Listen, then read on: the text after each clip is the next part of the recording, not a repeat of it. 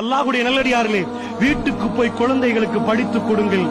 மாடி வீடு கட்டுவதல்ல இந்த துனியாவுடைய வெற்றி, பெரிய வாகனங்கள் எடுப்பதல்ல இந்த துனியாவுடைய வெற்றி. சஜதாவிலே விழுந்து அல்லாஹ்வுடைய நெருக்கத்தை பெற்றால் அதுதான் வெற்றி என்று சின்னத்திலே இருந்தே சொல்லுங்கள், சின்னத்திலே இருந்தே சொல்லுங்கள்.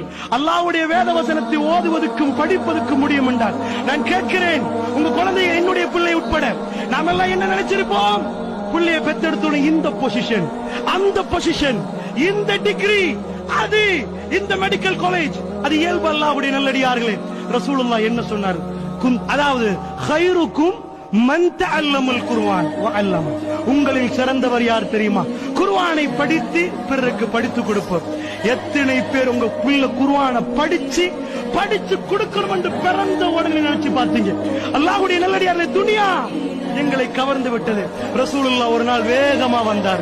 ஜலச ரசூலுல்லாஹி ஸல்லல்லாஹு அலைஹி வஸல்லம் அலல் மிம்பர், மிம்பர்ல ரசூலுல்லாஹ் உட்கார்ந்தார்கள். வஜலஸ்னா ஹவுலஹு, நாங்கள் ரசூலுல்லாஹ்வுக்கு சூழ உட்கார்ந்து கொண்டோம்.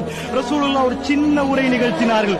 இன்ன மிம்மா அகாஃபு அலைக்கும் மின் பஅதி, எனக்கு பிறகு மக்களே நான் பயப்படுகிறேன் என்று ரசூலுல்லாஹ் திடீரென்று வந்து உட்கார்ந்து விட்டு பயானை தொடங்கினார்கள். பெரிய பயான் அல்ல, இன்ன மிம்மா அகாஃபு அலைக்கும் மின் பஅதி, எனக்கு பிறகு மக்களே நான் பயப்படுகிறேன் உங்கள் விஷயத்தில் என்றார்கள்.